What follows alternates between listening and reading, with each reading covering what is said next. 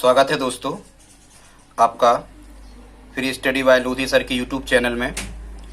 दोस्तों हमारा आज का विषय है मानक विचलन और मानक विचलन गुणांक।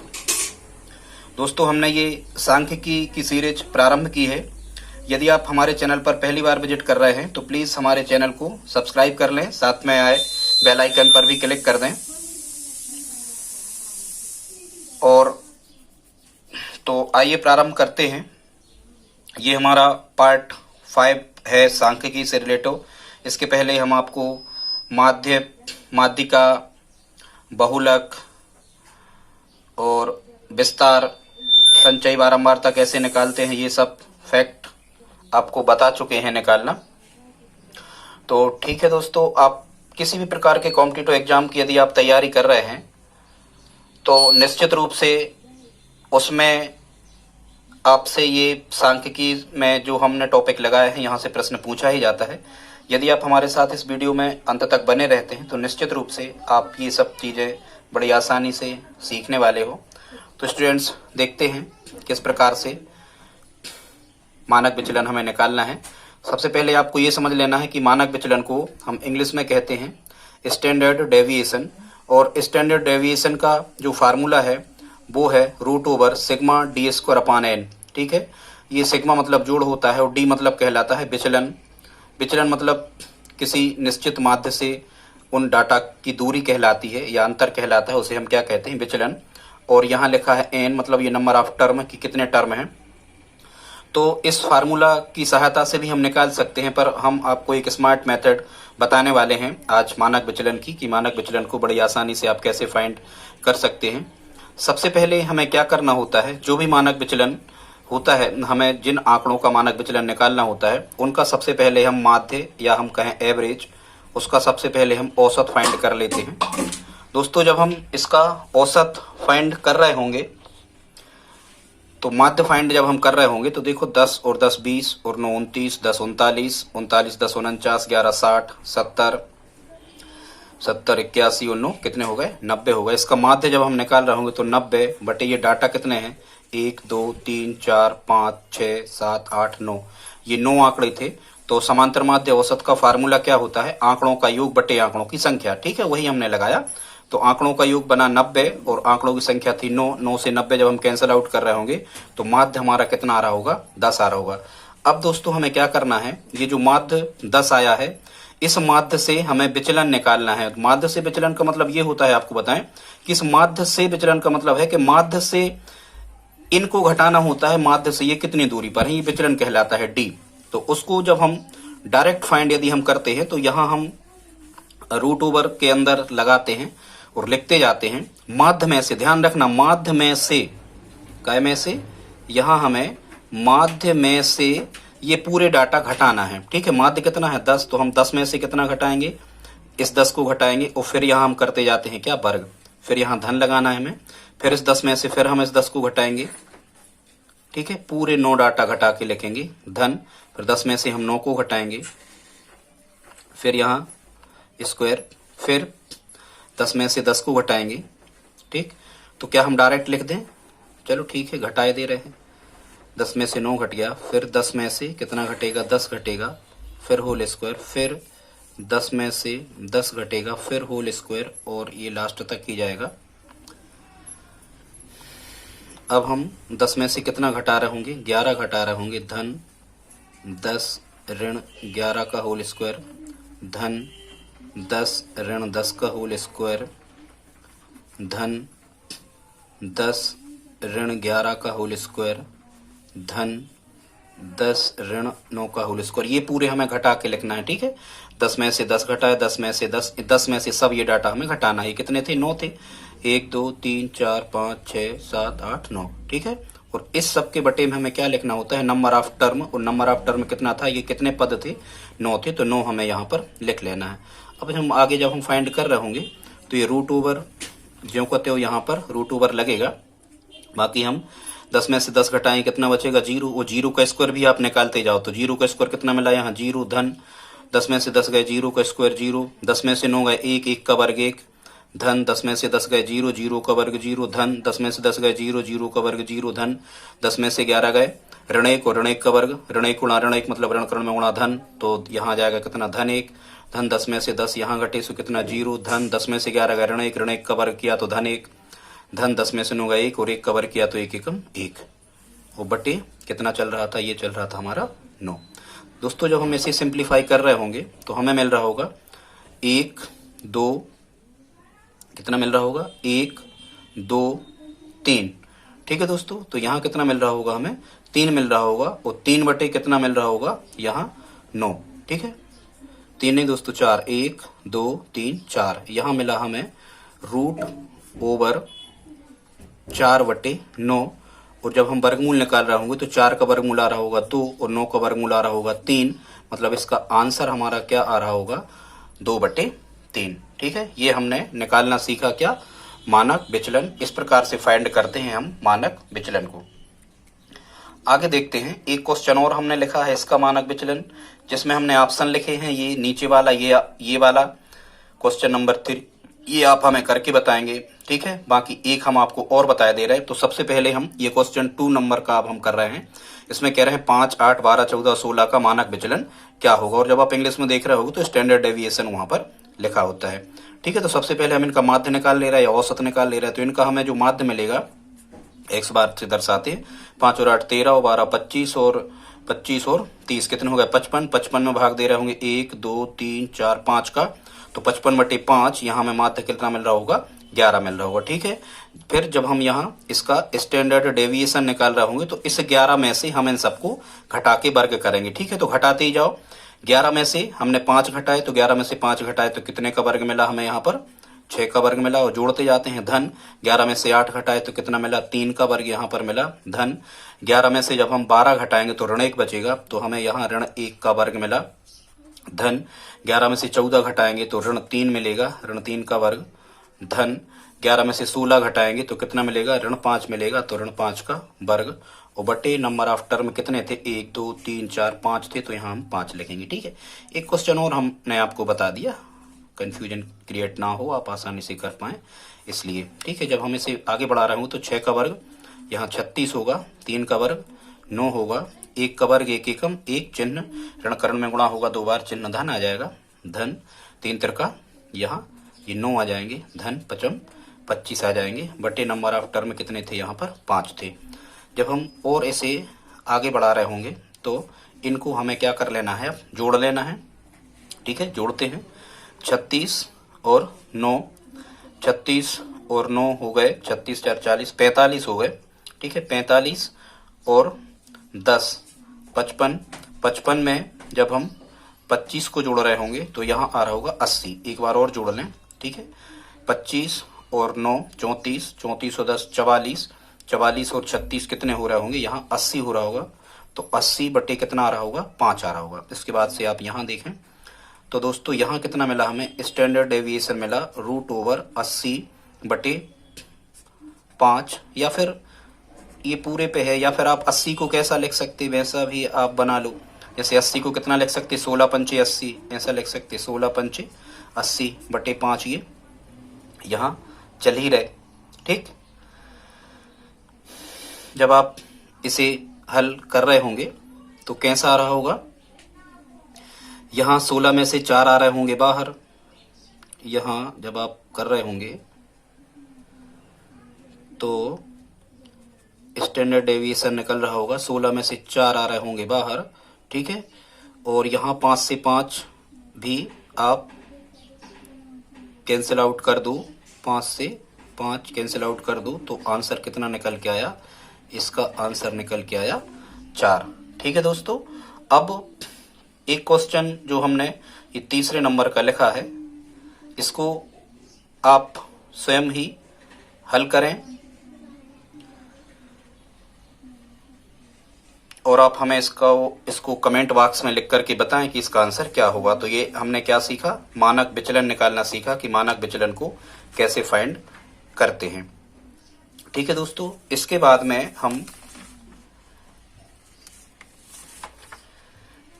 में हम देख लेते हैं टाइप 2 आप समझे। अब हम बताते हैं आपको अगला जो टॉपिक है हमारा, ये है विचरण, प्रसार या प्रसरण, और इंग्लिश में से वेरिएंस कहते हैं, इंग्लिश में से वेरिएंस कहते हैं दोस्तों।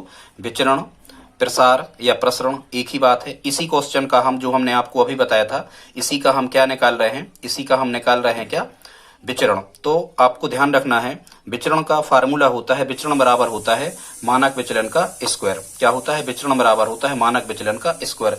और देखो अभी हमने आपको इसी क्वेश्चन का मानक विचलन निकाला था, मतलब मानक विचलन यदि नहीं दिया है तो आपको निकालना होगा। और देखो इसी क्वेश्चन का मानक विचलन कितना निकल के आया था, 2/3। कितना निकल के आया था, 2/3। ठीक है, तो यहां हमें पता है इसका जो मानक विचलन है, इसका मानक विचलन है, इसका मानक विचलन कितना है, 2/3। ठीक है, इसका मानक विचलन कितना है, 2/3। तो यदि हम यहां से इसका विचरण फाइंड कर रहे होंगे, जब हम विचरण इसका निकाल रहे होंगे, तो मानक विचलन कितना है, 2/3। तो हम 2/3 का क्या कर देंगे, स्क्वायर, तो ये आ जाएगा 4/9। और दोस्तों ये 4/9 इसका क्या होगा, आंसर होगा।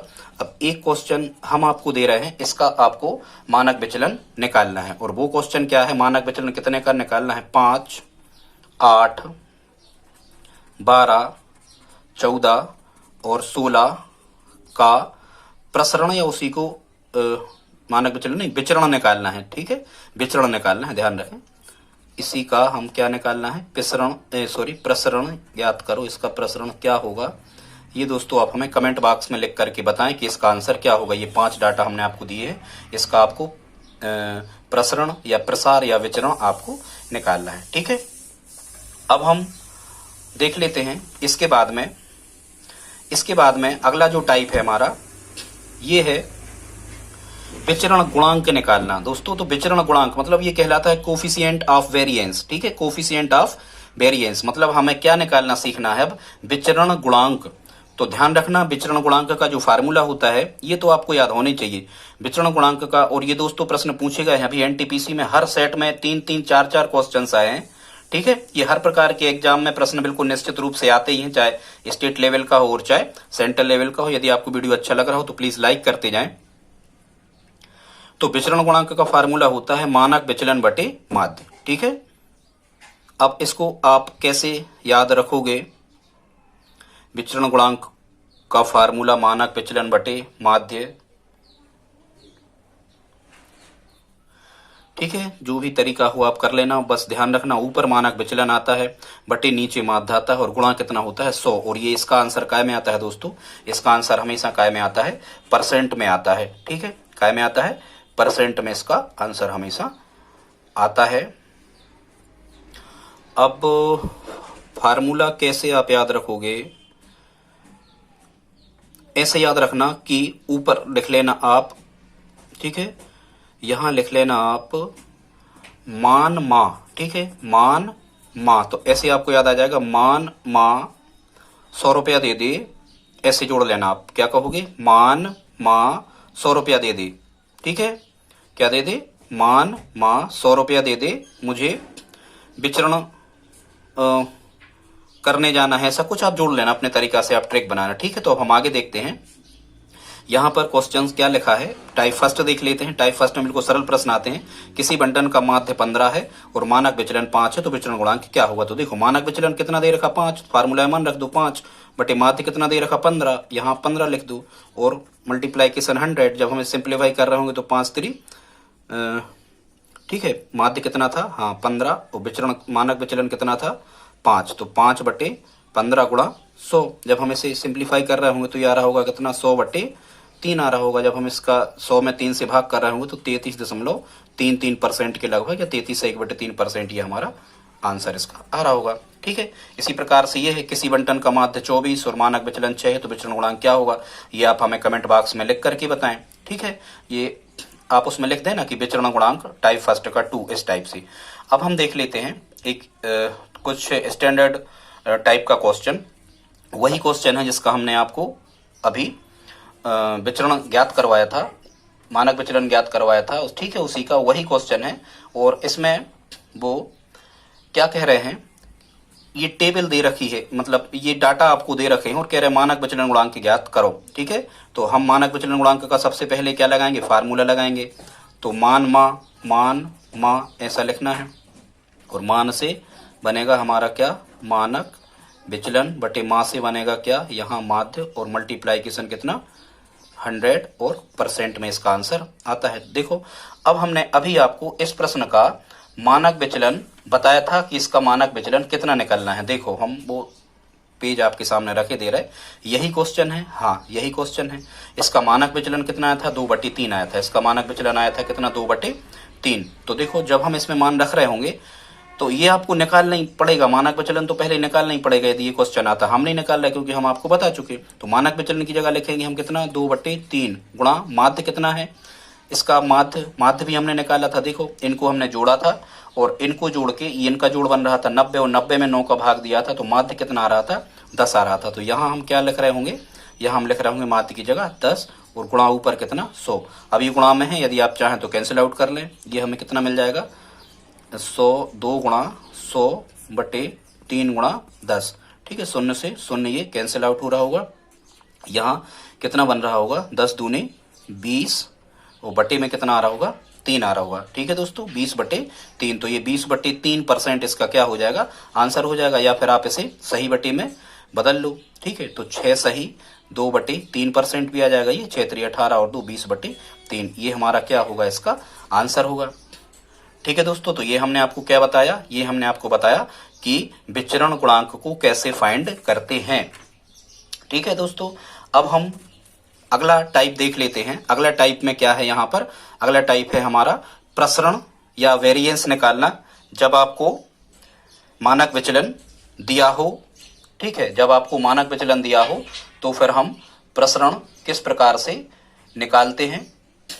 हालांकि ये हम आपको अभी बता चुके थे, लेकिन अब इसमें क्या है कि कई बार अभी एनटीपीसी रेलवे में पूछा है, ये चिन्ह लगा के पूछे हैं। ठीक है, तो ये हमें फिर ध्यान रखना है, क्या रखना है कि प्रसरण और मानक विचलन में क्या संबंध होता है। तो हमने जैसा कि अभी आपको पिछले बार बताया है, क्या बताया है कि प्रसरण बराबर क्या होता है, मानक विचलन का स्क्वायर होता है। ठीक है, या मानक विचलन बराबर क्या होता है, जब हम यहाँ से वर्ग हटाते हैं तो ये प्रसरण पे क्या लग जाता है, वर्गमूल लग जाता है। लेकिन दोस्तों हमेशा याद रखना कि जो प्रसरण होता है, ये प्रसरण का मान हमेशा धनात्मक होता है। एक चीज आप ध्यान रखो, प्रसार वही लोग करते हैं जो धनी होते हैं। ठीक है, ज्यादातर प्रसार बढ़ोतरी अपने क्षेत्रफल में वृद्धि धनी लोग करते हैं। ठीक है, ऐसे याद रखना प्रसरण हमेशा धनात्मक होता है।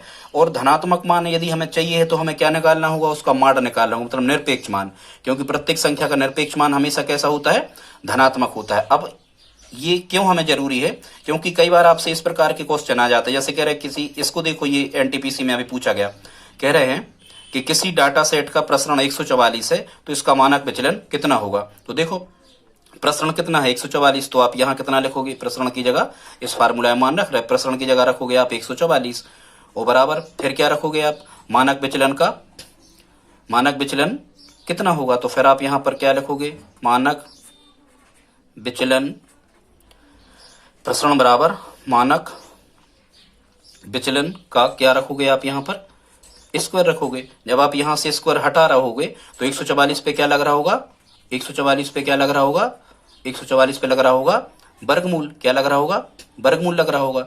और 144 का जब हम वर्गमूल निकाल रहे होंगे तो 144 का वर्गमूल आ रहा होगा कितना, 12। ठीक है, एक चीज आप ध्यान रखना, वर्गमूल ऋणात्मक संख्याओं के वर्गमूल तो संभव ही नहीं होते, मतलब ये ऋण में तो आंसर आ ही नहीं सकता।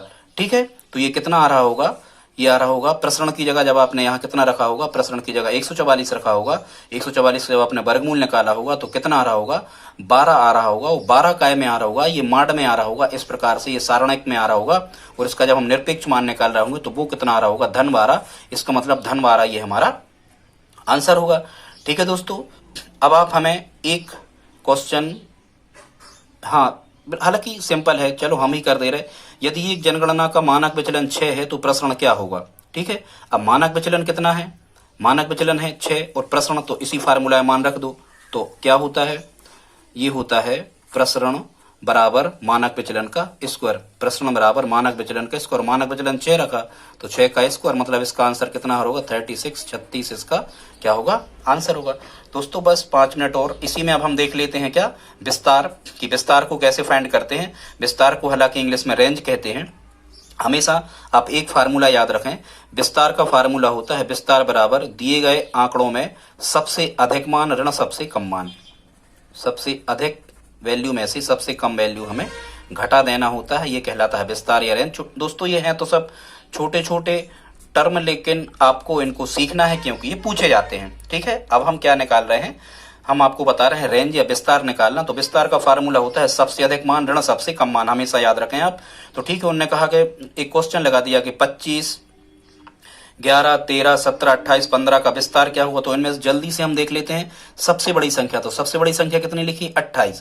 फिर हम देख लेते हैं इसमें सबसे छोटी संख्या, सबसे छोटी संख्या कितनी लिखी यहाँ पर 11 लिखी। तो इसका जो विस्तार होगा, जब हम इसका विस्तार फाइंड कर रहे होंगे तो इसका जो विस्तार होगा ये 28 में से हम कितना घटा देंगे, 28 में से घटा देंगे हम 11। यदि 28 में से जब हम 11 को घटा रहे होंगे तो यहाँ आ रहा होगा 17। दोस्तों इसका विस्तार कितना होगा 17 होगा। ठीक है, अब देख लेते हैं, कई बार आपसे पूछ लिया जाता है, जो हमने ये लिया है, कई बार आपसे माध्य माध्यिका और बहुलक में संबंध पूछ लेता है एग्जामिनर। और क्या पूछ लेता है, सीधा का सीधा संबंध पूछ लेता है कि माध्य माध्यिका और बहुलक में क्या संबंध होता है।